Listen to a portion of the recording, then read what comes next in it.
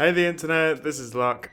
In the past, I've made no secret of my personal dislike for the Elder Scrolls Online. Now, the reasons for that are many and varied. You know, a lot of them are subjective. But you know, more recently, I've had positive things to say about the game. I thought that the switch to buy to play was done well. I thought that, you know, the fact that it's obviously been very successful and well received on consoles was hugely positive for the MMO medium at large.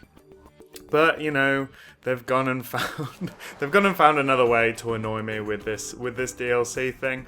And honestly, it seems to be another decision that everything seems to just be flying in the face of their own best interests and the interests of the players as well, which I suppose is ostensibly while we're here. I mean, at this point, I'm kind of resigned to the thought that whatever plan it is that they have, it's a plan that appeals to people who aren't me, and that's fine.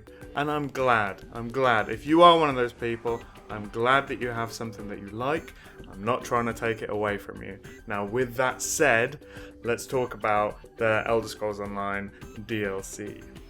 If there is one universal constant of monetization strategy, it's that it's impossible to please everyone. In fact, that's probably a constant for trying to make anything worthwhile, but in terms of angry backlash, payment models for MMOs are really right up there in terms of things that players will get annoyed about. One problem that free-to-play models have in particular is that everyone has different relationships and context for what's being offered, for the amount of money being asked for them. People have different ideas about what should be considered an unfair advantage gained by paying, and this has to be considered on an individual game-by-game basis as well. It's a real minefield for the developers. You know, lean too far one way and you won't generate enough sales. People won't want the things that you're offering, and too far the other, your game is branded as pay to win, and there's no appeal in that court.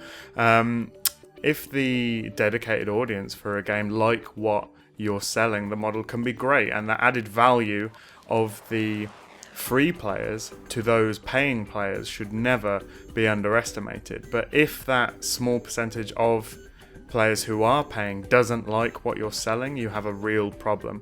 The subscription model is generally better for limiting these spikes of disappointment, as the value of the game is always judged as a whole rather than in its individual pieces that go towards funding the game as a whole. Some players who would never pay $15 for a new character skin would happily pay for a month's subscription with no new content added at all, because they understand that the money that they're paying for, you know, in whatever manner they're paying it, goes towards the whole game.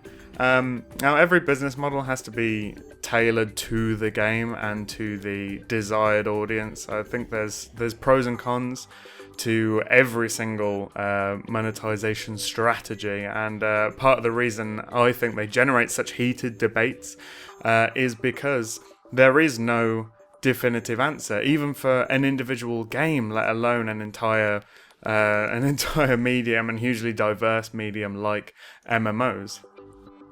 But having said that, in my opinion, what the Elder Scrolls Online is doing now with their DLC, you know, could best be described as ill-advised. That's probably the diplomatic way that I'd put it. I mean, while it's impossible to please everyone, I think there are traps in subscription-free models, and, you know, ESO does seem to have fallen into some of them. The gist, the thing that's happening is the DLC that's coming out. It's called DLC. It's not presumably because players are used to the idea of paying for DLC. You know, console players, that's something they're familiar with. You know, it's the DLC is available to subscribers or to ESO Plus members, I think they're called, because they've already paid for it with their subscription. They're not getting it for free; they've paid for it with their subscription, and it is available for purchase through the in-game store, or Crown Store as it's called in ESO. for those who don't pay the subscription, they can buy it through the in-game store by purchasing crowns, which is the currency for the in-game store, through the in-game store to buy the DLC. Now, if that I purposefully made that sound a little bit convoluted. It's not really a complicated process, but the trick of it, the reason they've done it in that way is that if you aren't a subscriber, you have to buy the crowns to buy the DLC. Now, the price of the DLC is 2,500 crowns, but you can't just buy 2,500 crowns. If you've ever bought hot dogs and buns, you'll know what I'm talking about. You'll know where I'm going with this. Now, you can buy 3,000 crowns, for $25. Now, obviously, it's up to the individual whether that's a reasonable price or not. But for a player tempted back by the removal of the subscription only a handful of months ago, it might sting. It might sting a little bit. It's been 4 months, $25 over. Are we looking at this every 4 months? Is it going to be quicker than that in the future? I don't know. Now, I imagine the reasoning behind the hot dog bun decision is that it will encourage players who haven't yet engaged with the crown store to take a look at what they can get with their leftover crowns. 500 crowns in the crown store. To be fair, there is a good variety of items available within the 500 crown difference. There's good items for power gamers, for more casually minded players. There is stuff there, I think, that is of value to people playing the game, but I can't help but feel that asking players to pay for the in-game currency in an amount greater than what the DLC seems to be being valued at it feels like something of a strong arm technique. Maybe that's just an issue of perception. Perhaps it would feel better if the DLC was just priced at $25 outside of the crown system, but maybe came with some crowns, came with one of those things, maybe a month of subscriber perks, maybe a choice of a few different items from the store.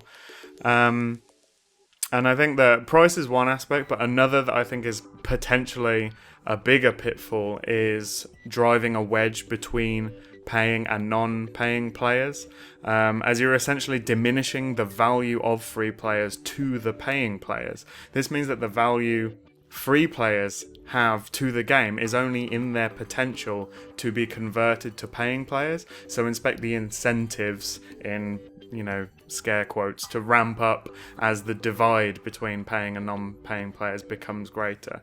Also, by reducing the value of free players to paying players, you're basically reducing the value of the subscription that the paying players are already paying, and that you want non-paying players to start to pay. You're devaluing your own offer.